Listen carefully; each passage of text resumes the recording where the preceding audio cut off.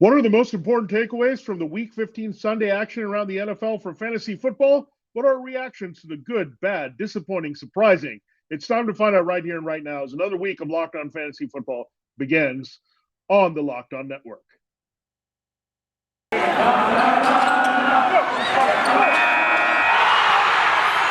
are Locked On Fantasy, your daily NFL fantasy podcast. Part of the Locked On Podcast Network, your team every day.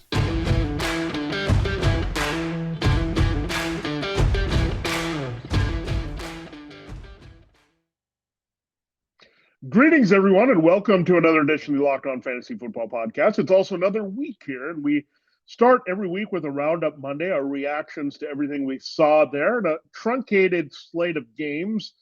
After we finished recording there on Friday, we found out about the COVID outbreak. So still 4 more games left, 2 on Monday, as the Browns and Raiders got moved from Saturday. They will be the appetizer for the Vikings-Bears game on Monday Night Football. And then we have a couple games also on Tuesday, both NFC division affairs, Seahawks and Rams, and Washington football team and the Eagles. So still a lot to be determined here in fantasy football for Week 15. Let's break down what we've seen so far. We still had that Saturday game between the Patriots and Colts. We'll go all the way through the Sunday night game that we saw. Disappointments in a lot of areas, and that was one of them for sure, the Saints-Buccaneers game. So we'll start with Bill Belichick. We'll end with Tom Brady and look at everything in between here on Roundup Monday.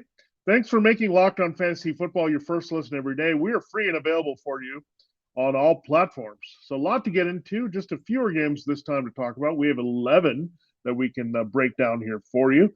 So let's start here with the Patriots and Colts game. And the Patriots lose this one. They were down 20-0 in the fourth quarter. Made a bit of a rally here, but really was not in doubt here for the Colts. They had a few moments where they weren't getting first downs, but they put it away finally there. Let's start with the Patriots. Not much in the receiving core yet again. So Kendrick Bourne, Jacoby Myers, N'Keal Harry, they've had their time here. Nelson Aguilar's pretty much faded out of this offense, but no Damian Harris in this game, so Ramondre Stevenson had to start. Tough matchup, however, against the Colts front and the run defense, and the game script did not help. So they used a little bit of Brandon Bolden. The guy that really came through here was Hunter Henry. 2 touchdowns for him. We really liked him going into this matchup. The Colts zone defense, working the middle of the field. It took a while for the Patriots to realize that was the best way to attack them. Probably too little too late here as Mac Jones had the multiple interceptions here. They also gave up a special teams touchdown on a block there. So pretty sloppy, short week performance. Bill Belichick was distraught by his team. Mac Jones still ends up with those 2 scores, both to Henry. So good year for Hunter Henry overall. He had a little bit of a glitch there in a few weeks, but he took over. He was scoring consistently. He got back on that track with a pair here in the end zone. 2 nice throws. So good chemistry between Jones and Henry. So something we can look at going forward, going with this Patriots team. And it's not going to be Tom Brady, Rob Gronkowski, but it's got a pretty special connection here. And Henry's going to be around for a while as a security blanket target here for Mac Jones. So he's not going anywhere. He's a very talented player. We've seen that with the Chargers, and he stayed healthy. So good for him and good to be productive in fantasy football. And if you took our advice, you liked him as a tight end one big time this week. Now, Jonathan Taylor is RB1 every week. I mean, yeah, it was tough, but a lot of things kind of line up in Jonathan Taylor's favor. The offensive line got healthy. Carson Wentz was good to go. Then they pivoted at some point early in the season, stopped making Naheem Hines a thing, and just feed Jonathan Taylor. He's the best source of offense. So Frank Reich has not let up on that game plan.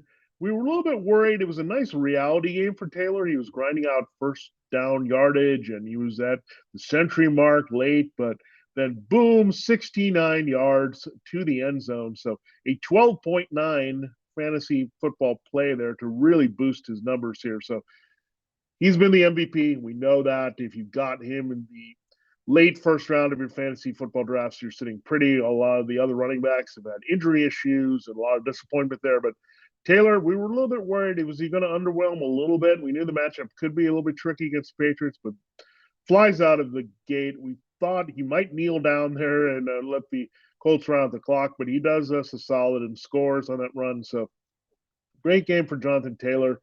he's in the MVP conversation. He's definitely the fantasy football MVP, not named Cooper Kupp this season for sure. So not a lot else to say. I mean, Michael Pittman got ejected. T.Y. Hilton could have been ejected in this game. Not a lot of passing from Carson Wentz at all. So we knew this is exactly how it was going to go, and it's good to see a game play out that way. Patriots attacking the zone defense of the pass, and the Colts attacking the run defense with a lot of Taylor. Let's go to another team involved from the AFC East. It's the Bills. They had a get-well game against the Panthers, and boy, did they get well in a lot of areas here in this game.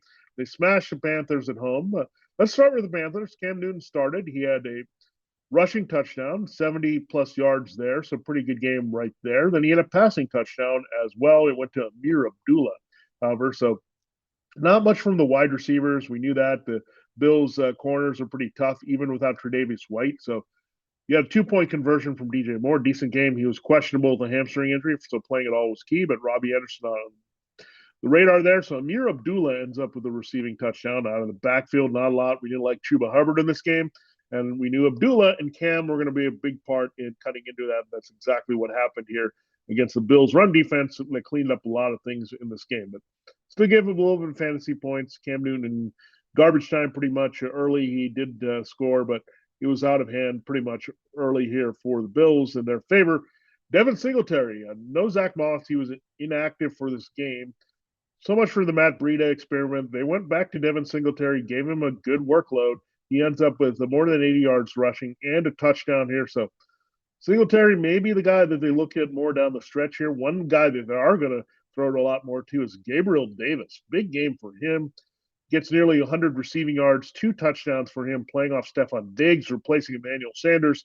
The knee injury as the outside target here for Josh Allen. So Gabriel Davis looking like a really good asset here, not just for the end of 2021 as the Bills close the season strong, but also 2022.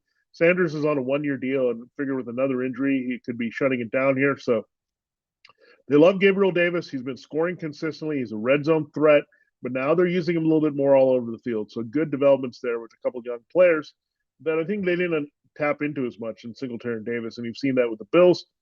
Josh Allen keeps it rolling with Diggs and Davis in this one. So very good performance all around by the Bills. You didn't get a lot from Dawson Knox because of the running game and those receivers, but hey, somebody's going to get left out at some point, but nice surprises there. If you had the depth there to go Singletary with the flex and Davis as a wide receiver 3, you were nicely rewarded in this game. The final game we'll talk about in this segment is the Jets-Dolphins game. So we've really covered the entire AFC East in this one opening segment. Let's talk about the Jets offense. Zach Wilson has some moments. He had another scramble touchdown, just basically a plunge over the goal line. So really a sneak touchdown there. We're spreading the ball around as usual, but it was disappointing, really. I mean, Michael Carter was activated, yet they gave Tevin Coleman the majority of the touches in this game in key situations. Maybe they're being careful with Carter, but I think they could have used him more to try to beat the Dolphins. Jets started out hot, but it got cold right away. Let the Dolphins come back and take them over. And we've seen this a lot with the Jets. They either upset you and build on that, or they're just going to fade and let you come back all the way. And the Jets did the latter in this one. So Wilson just looks flabbergasted. He doesn't look like he knows what he's doing.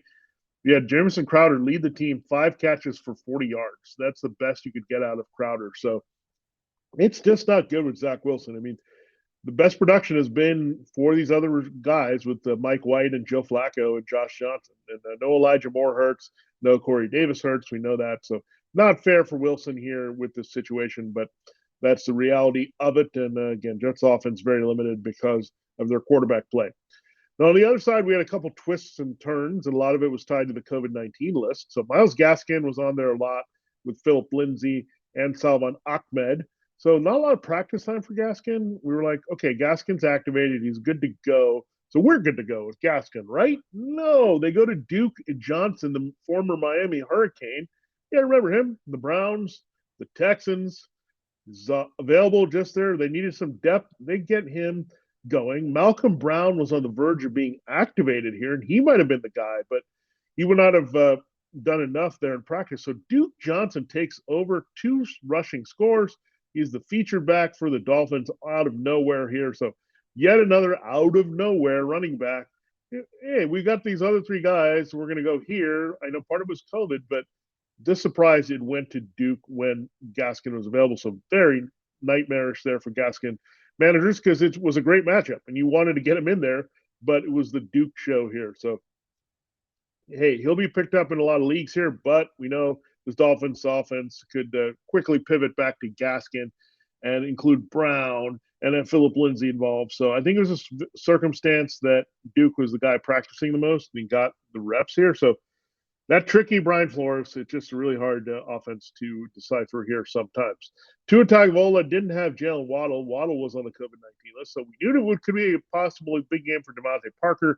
He comes through as the number one wide receiver. So it's been pretty easy to predict. It's the Dolphins running back of choice who can do damage. It's whoever the wide receiver of choice is, and a lot of the times it's been Waddle being available and Parker not, but in this one it was the other way around. So Parker seamlessly stepped in, produced where Waddle might have in this game. Quite game over for Mike Gesicki. So good chemistry between Tua and Parker. Remember, they have the 1-year pro experience. With Waddle, it's more the college experience, and they're still getting on the same page. But the Dolphins have proved they're going to get whoever that top wide receiver is involved quite a bit here. And Mike Gesicki can be a hit or miss. So I think Gesicki was a bit disappointing. It was a great matchup for him. Thought he was going to get rolling, but he did underwhelm a little with his 5 catches around 45 yards there. So not exactly what we're looking for from our tight end one at that spot. Maybe a chance to score, maybe pushing it up to like 75 or 80 yards with a couple more catches. That would be great. But that's what we got out of so the Duke and Devontae show takes over for the Dolphins here in week number 15. So Parker, a lot of some people probably benefited from his wide receiver 3, but Duke, you had to have the guts to do it. And if you did, congratulations to you. You listen to podcasts for the power of knowledge. You switch to Boost Mobile for the power of saving money. Because with Boost, you get the power of free 5G phones so you can listen to all the latest episodes. The power of 3 unlimited data lines for $30 a month per line, so your family can harness all that brain power too. And the power of one of America's largest 5G networks, so you can do it all at the speed of 5G. With all that money you'll save and all that knowledge you'll gain, just how powerful will you become? Switch to Boost Mobile now and find out. Get a free Samsung Go and see 832 5G when you switch to one of America's largest 5G networks. More power to save. That's Boost Mobile. Free phone limited, new customers to 1 per line. Additional restrictions apply. Offers coverage not available everywhere for all phones and networks. See boostmobile.com for details. All right, so let's continue here breaking it down. Again, thanks so much for making Locked On Fantasy Football your first listen every day. That's very important to us at this time of year. We're free and available for you on all platforms. All right, so let's continue breaking down week number 15, the reactions to what we saw there on Sunday. This one was what? The Cardinals lose to the Lions. They get blown out. It was a wire-to-wire blowout by the Lions. The Lions get their second win. No DeAndre Hopkins, so Kyler Murray tried to make it work. I just don't get this Kyler Murray not running thing. It's really annoying. This was a game where they needed him to spark the offense and run. He didn't do it. Instead, you got a clunker game from Chase Edmonds coming back. He cut into the work of James Conner, and James Conner terminated his touchdown run here. He didn't score. So go figure. Edmonds comes back. It looks like a smash spot. We're worried about Edmonds and Conner playing through their ankle injuries. Lions matchup is glorious. You get both of them in there, and this is what happened. So bad performances by Edmonds and Conner, but interesting where they pivoted the offense. I like Christian Kirk getting involved immediately as the number one. He's kind of been their sneaky number one over Hopkins in terms of usage, but he acted like it. He got the touchdown from Kyler Murray this one. Zach Ertz and AJ Green with a little bit of trickle down there, but Kirk is going to be treated like the number one. Ertz and Green kind of similar here. Ertz in the middle of the field, Green on the outside here. And that's what we saw. Decent games for the tight end and wide receiver with Kirk looking like a pretty good fantasy football asset with Hopkins on the shelf with that injury probably for the rest of the regular season here. So Murray disappointing, though. Just one touchdown, not enough running, not enough positive plays here for Murray. So, yeah, it's been one of those weird seasons. He just wasn't what we saw from last year, and I think the Cardinals have made a big mistake not letting him run around. I know they're worried about the durability, and they're winning a lot of games, but keep in mind they won some games because of defense and running game and all that. They could really be putting teams away, and this is a game they absolutely needed where they needed to let Kyler Murray loose. Did not happen. So we'll see. Maybe Kyler can get out of that. I know he's not wanting to be a running quarterback, but if you're good at it, do it. Lamar Jackson, nothing to be ashamed of it. You add another element. Justin Herbert does it at the right time. So that's really disappointing there. Now for the Lions, they actually might have streamlined an offense here by the end of the season, just not with the players we expected here. So Jared Goff is actually playing pretty well. Amon-Ra St. Brown, we've been waiting for it. 3 straight big games for the rookie. Love the kid out of USC in the draft. Just took him a while to get incorporated. The Lions to trust him. It took some injuries there to Quintus Cephas and some others there and TJ Hawkinson, but they unleashed Amon-Ra St. Brown this game for 3rd straight week. So big long touchdown for him. Good overall game. Josh Reynolds still showing that good chemistry from the Rams with Jared Goff. Another solid game for him. But he wasn't the only Reynolds, and he was the Reynolds that maybe was overshadowed by the other guy, Craig Reynolds. A 2nd straight big game for Craig Reynolds, filling in for DeAndre Swift and Jamal Williams. So forget Godwin Igwebuike, forget Jamar Jefferson. This was the Craig Reynolds show. So go figure, a guy from Kutztown State in Pennsylvania. Lions plug him in and play him. Who knows? That's fantasy football for you in a nutshell. I mean, Josh Reynolds wasn't even on this team. Amon-Ra wasn't being unleashed as a rookie, but the injuries there to Cephas and Hawkinson made them finally do this, and that's what we're seeing here. And then Craig Reynolds, he could be a league winner out of the backfield, filling in for a lot of folks here down the stretch, especially if you had DeAndre Swift. The next game we look at is the Texans and Jaguars game. We hinted there on Friday. We gave you a recommendation of a sneaky stack. Davis Mills and Brandon Cooks. They came through. They hooked up for 2 touchdowns. Now, not a lot of passing there overall, 201 yards there for Mills, but he looked really good. He gets his first win in reality here, but he looked good. I want to see more of Davis Mills. And we were worried about what was wrong with Brandon Cooks. There was a couple things wrong. Tyrod Taylor was really struggling. The other thing is they were putting him outside, putting him in tough matchups. Well, what's happened the last 2 weeks against Seattle and Jacksonville? They put him back inside and used him on dump-off passes, shorter passes over the middle, get him in the slot, get him in the right matchups. He is by far your best offensive playmaker overall, and the results have been glorious, especially with Davis Mills back in there. Mills and Cooks have a pretty good chemistry. Taylor had that a little bit with Cooks, but Mills, you look at the games, Cooks has had his best and biggest games with Mills throwing because he's not afraid to throw it. He's got a good arm. He can get it to Cooks all over the field. So the Mills-Cook show, David Johnson was actually pretty okay here. The Texans defense came through also in this one. So the Texans, go figure. But Mills has some value here. So we're going to watch him carefully in 2022. If they upgrade a little bit, you got Nico Collins. We figure Cooks will be back. Maybe get another wide receiver. Brevin Jordan could be a bigger thing. He didn't play this game with a hand injury. Watch out if Davis Mills is the guy, because I think there's going to be some value here all of a sudden for this Texans offense. They're going to go heavily to work on that, I would expect, and finally figure out the running back situation as well.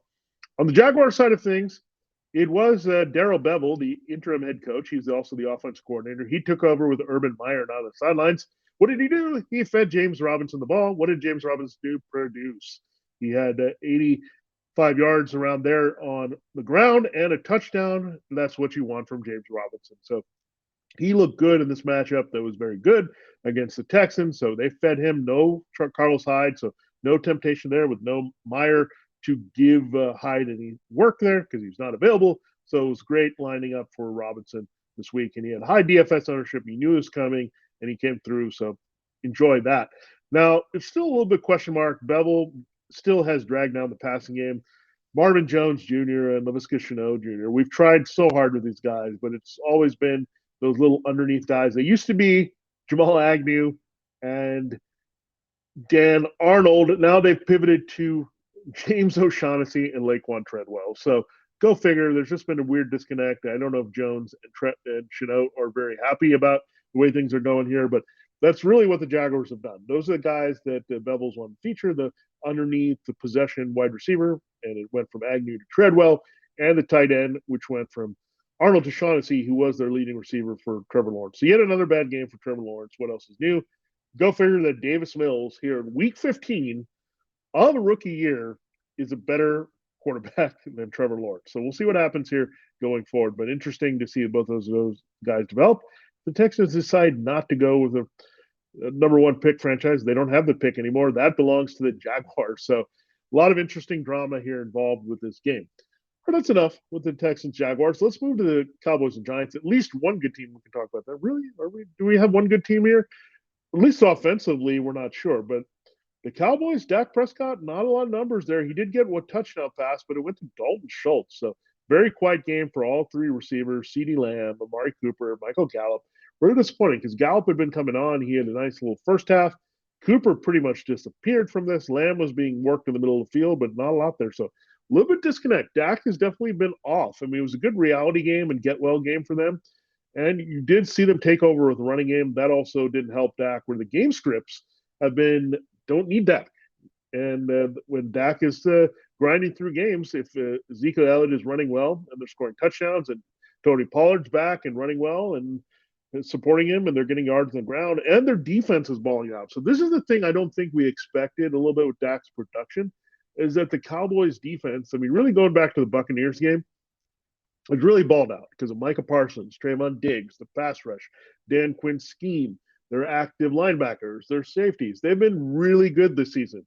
And when you get a team like the Giants that have Mike Glennon and Jake Fromm at quarterback, you're not going to have to put the ball up. And the Cowboys are just saying, hey, we're winning, and they can't complain. I mean, they're the number 2 seed right now behind the Packers in the NFC. So you got to think about the reality situation. Is this team winning, or are they going to try to change their stripes a little bit here?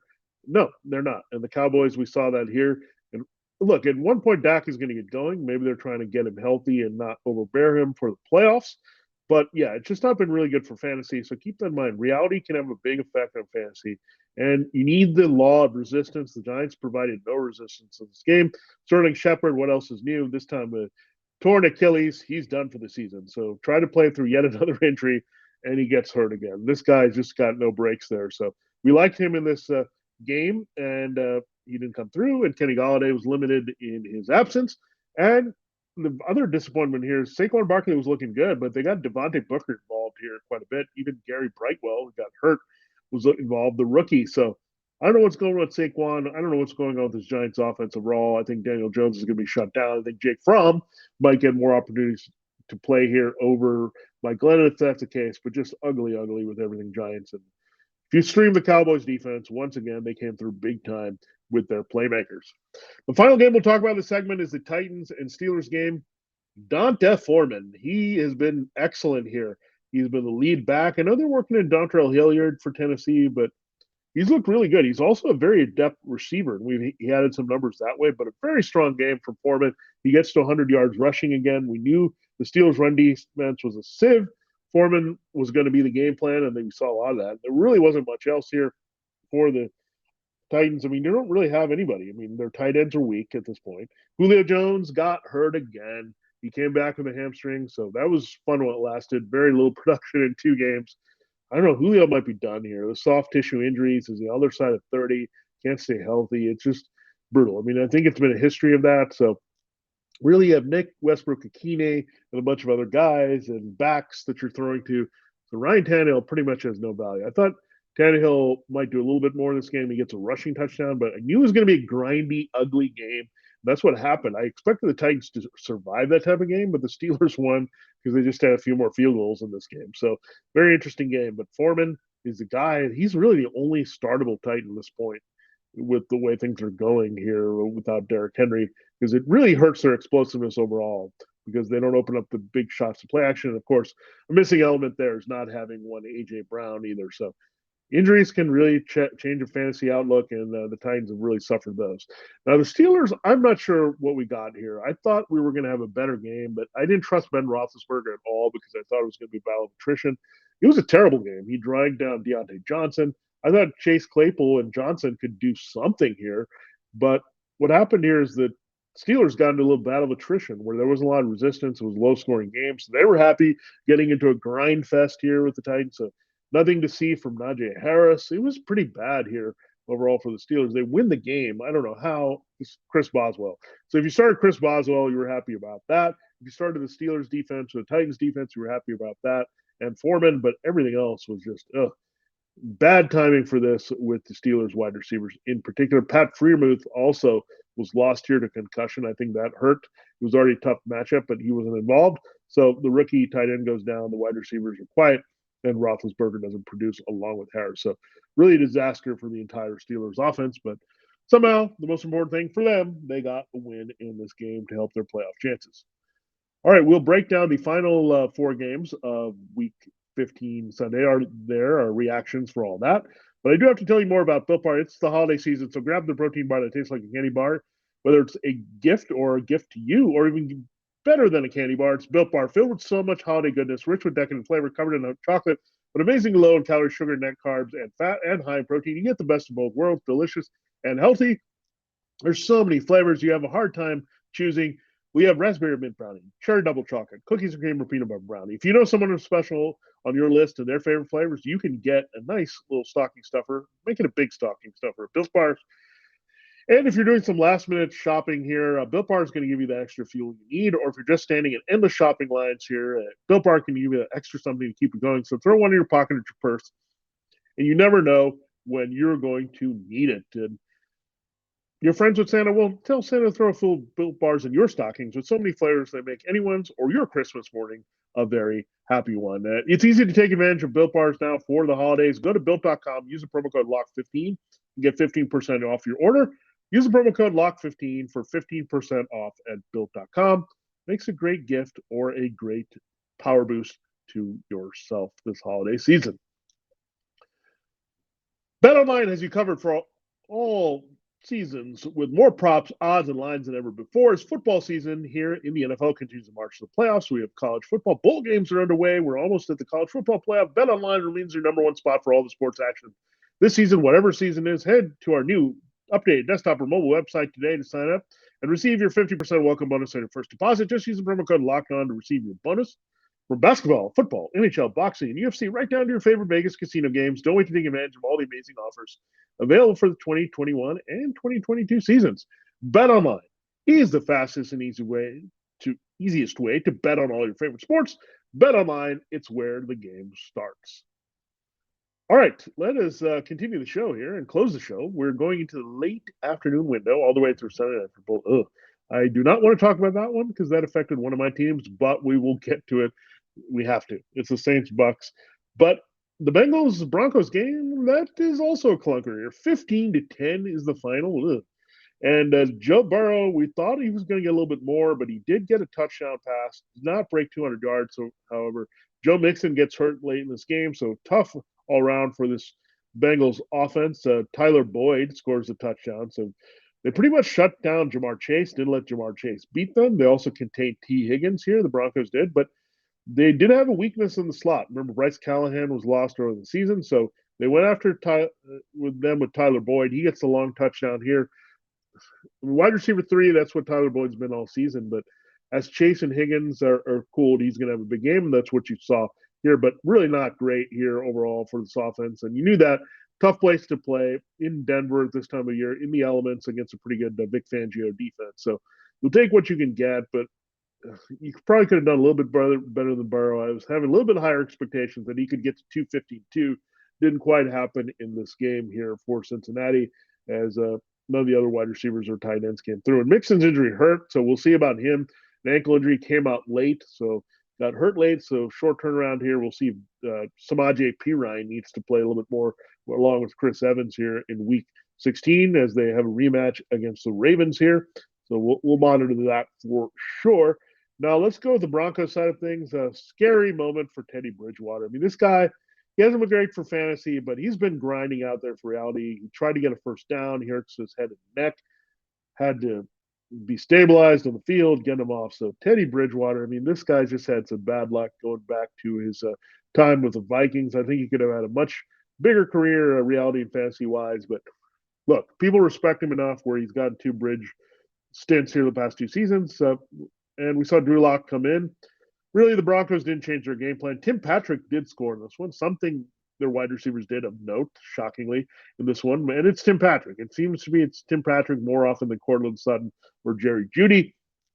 And we thought Drew Lock might wake up these receivers, especially in negative game script. No, Drew Lock is bad. He kind of showed why Vic Fangio does not want to play Drew Lock, even though he's had the bigger arm than Bridgewater. And really, they're just content with giving the ball to Javonte Williams and giving the ball to Melvin Gordon and interchangeably. And they're just a running team defense. They don't seem to be interested in trying to get the ball to Sutton or Jeudy anywhere. So Noah Fant had a decent game here. It was a pretty good matchup for him. He ends up being the top target here for Bridgewater and Locke, but still, this passing game for Denver really needs a quarterback to take advantage of some of these weapons, and Bridgewater and Locke have just not got it done, unfortunately, here in 2021. But Javonte Williams, love him. Remember, Melvin Gordon is going to be a free agent. You're starting to see the changing guard here. Gordon missed time. We saw Williams go off. Williams had another solid game here, even without the touchdown. So love Javonte, and I think he's going to be right up there as a young running back we want to target in drafts next season. Let's go to the 49ers Falcons game. Let's start with Atlanta. The visiting Falcons put up a fight early. They had a nice kickoff return to start the game.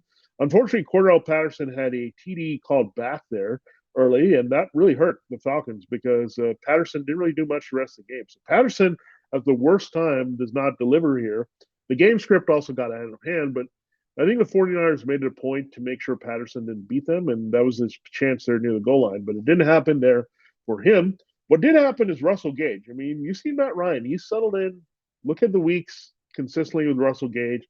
Once they came to terms with Calvin Ridley not coming back, Gage has been operating like their number one, and that's good because that's allowed Kyle Pitts to step in a little bit better role. So good game for Pitts. It could have been a little bit bigger for him in this one, but Russell Gage comes through nicely with plenty of targets and a touchdown here for Matt Ryan. So love Russell Gage. He's a wide receiver 3 right now, and I think he might have a place next year in a key spot playing off Ridley. So something to look at if that's the case and they can restore some of their strengths here that they had with Calvin Ridley and Julio Jones in this offense. So something to watch there. Pitts is going to be a bigger part of what they do next year as well. So definitely disappointing for Patterson not to come through. Surprisingly, a running back did come through in this one. It is Jeff Wilson Jr. He passes the century mark. He scores a touchdown. So they've been waiting for this Jeff Wilson Jr. game for a while, but it took the Falcons' weak defense, I guess, to get it going. Deebo Samuel, by the way, did have a score on the ground. So did Kyle Juszczyk. So some juice, some Deebo, some Jeff Wilson Jr. in this game. So that really hurt Jimmy Garoppolo. We were worried about that. Was this game going to be a little too easy? He gets his touchdown pass there to Deebo. So you look at Brandon Ayuk, George Kittle. Kittle has a nice yardage game, but wasn't needed in the end zone, so something to look at there. But Wilson, good to see someone in the 49ers backfield step up. Vladimir Mitchell, this guy is pretty undurable here. There with the finger, the concussion, and the knee. There's always something with Elijah Mitchell. So I don't think he's going to be long for the count here as a guy that they're going to trust in a future role. I don't think Jeff Wilson's the guy. Raheem Mostert on the shelf. I'm not sure Trey Sermon's the guy who's on the IR with an ankle injury. So a lot of things to figure out with the 49ers backfield. Who knows? They might go and get a veteran and change things up again. But Kyle Shanahan, hard to predict. But the matchup was good. If Wilson was going to get the carries and the script was going to be positive, there was a chance. But we've seen the Deebo show before. So in this game, the 49ers were in control, and that really helped Wilson, and the matchup was outstanding here. So Wilson might have some value here down the stretch. I mean, he's by default their best, healthiest running back. We'll see what they do with Eli Mitchell here in the past few games. If Mitchell's back in, you know he's going to be the guy. But Wilson gives you a little bit more confidence after he's been disappointing in that role for a couple times out here replacing Mitchell. All right, let's go to the Packers-Ravens game. Aaron Rodgers is just ridiculously on fire. I mean, he just keeps getting it done week in and week out now. You got Devonte Adams in the end zone. Marquez Valdes-Scantling again makes a big play here for him. Gets Aaron Jones into the end zone. It was good there because there was low volume for him, a little bit of production for him and A.J. Dillon. But A.J. Dillon gets a touchdown on the ground. So still getting pretty close in touches between Jones and Dillon. They seem reluctant to go there, but we knew this matchup was going to be tough for the Ravens run defense, even without Calais Campbell. So, again, you'll take that. I mean, Jones with the touchdown here, Dillon with the touchdown. That was a pretty good result, given how tough this matchup was. And what's happened here is that you got to look at Jones and Dillon Moore's RB2s together. And I think you would say that Jones has the higher ceiling, but Dillon has the higher floor with those two. So, interesting development there. It's not what you want to see, but I think part of it is protecting Aaron Jones to be fresh for the playoffs, given he's had some injuries and has had some designation on the report here for several weeks. Here, even though he's not had the label, he's had some limitations in practice, and they're being careful with him there. Now, Aaron Rodgers has been pretty much not practicing with no injury. It doesn't matter. Maybe Aaron Rodgers is just fresher and loves not practicing because he's just been a fantasy god once again here. And the matchups have been great, too. Don't get me wrong. The Ravens secondary is pretty bad. We know they're depleted with injuries. They don't have much back there. Rodgers picked it apart all game long here. So good game for Rodgers here, delivering again for your team. And it also helped that the Ravens put up a fight here because we thought it might be a little bit of rollover, but the Ravens started getting going. And what did I say about if you're looking for a backup to Lamar Jackson to plug and play? Tyler Huntley. What a game for him. 2 rushing scores, leading rusher on the team. He also has 2 passing scores. And if you had Brandon Cooks, that was one player that went off. I was fortunate to have Brandon Cooks and this other guy in my lineup, Mark Andrews.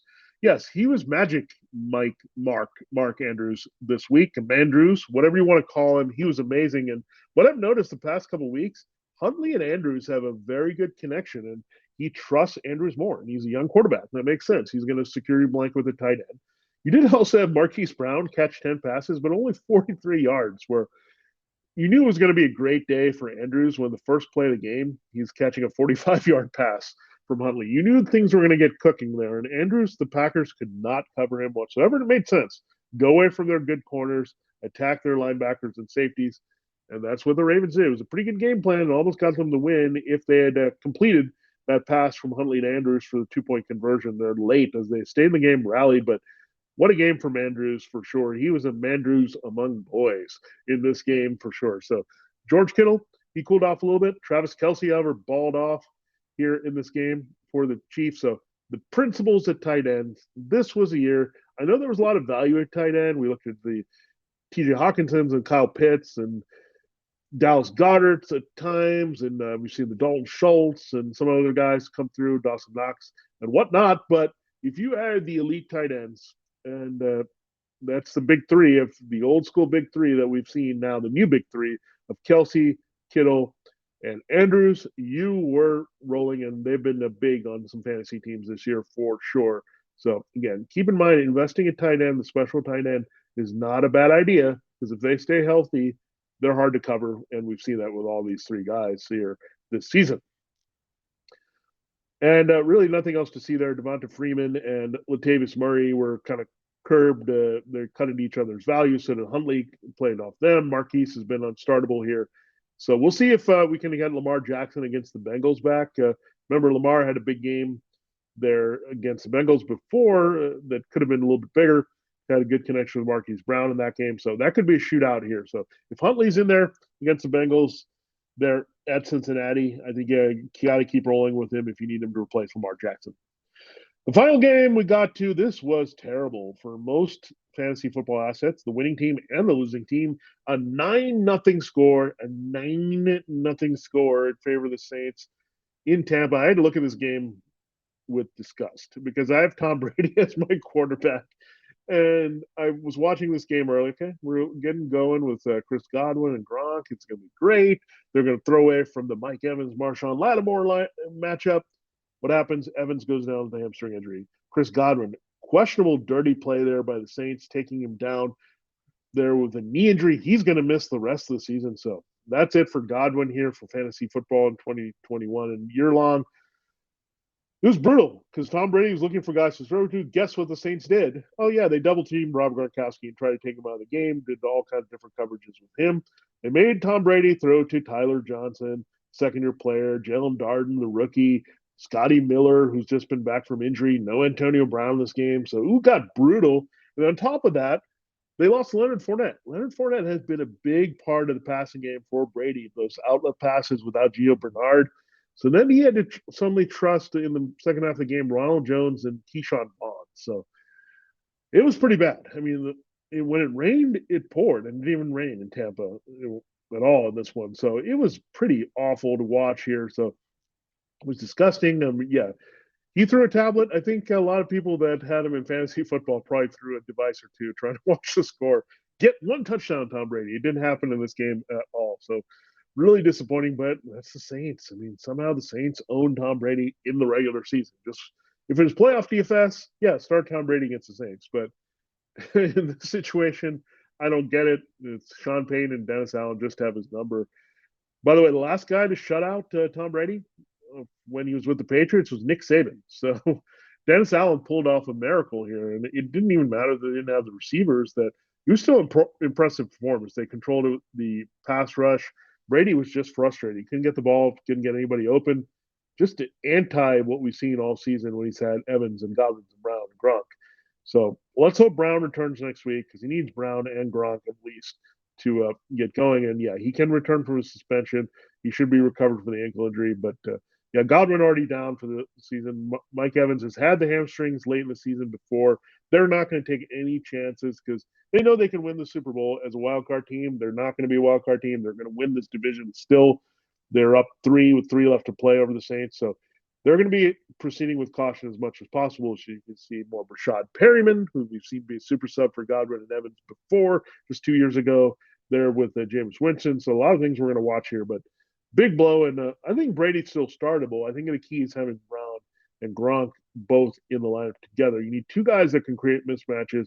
There was only one, and it was easy to take him out of the game for the Saints, especially when they were winning the battles up front, and there was no threat of the Bucs running game or outlet to the way that Fournette is provided. So they missed Fournette a lot more than you thought in that game, and maybe even more so when Evans and Godwin were down for the Bucs. Now, really, we went in reverse order. We talked about the home team, but that was a more frustrating team in this one.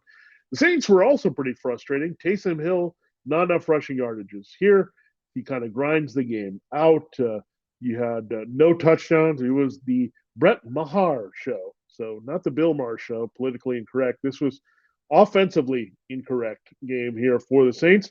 You look at Taysom Hill, not enough rushing yards. Alvin Kamara, not enough rushing yards in this one. No scores from either of them. Go figure, the guy that goes off here after a 40-yard catch is Marquez Callaway. So Hill facilitated a wide receiver to have the first 100-yard game of the season for the Saints, but everything else was pretty bad. So it's just laughable. If you started the Saints defense, somehow the guts to do that against Red Hot Bucks offense, you were thoroughly rewarded in this one. And yeah, the tape that we want to burn right along with the Lions Cardinals tape for Arizona and that Jaguars Bills game still is burning our eyes from early in the season.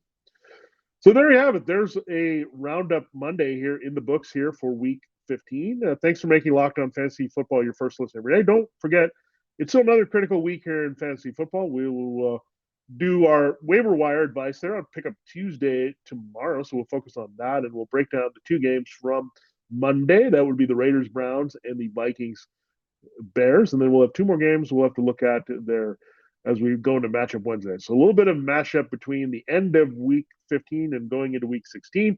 Now make your second listen Locked On Bets, your daily one-stop shop for all your gambling needs. Locked On Bets, hosted by your boy Q with expert analysis and insight from Lee Sterling. It's free and available for you on all platforms. For Locked On Fantasy Football, for Roundup Monday, for all reactions of week 15, this has been Vinnie Iyer. We'll see you tomorrow with our waiver wire advice for week 16.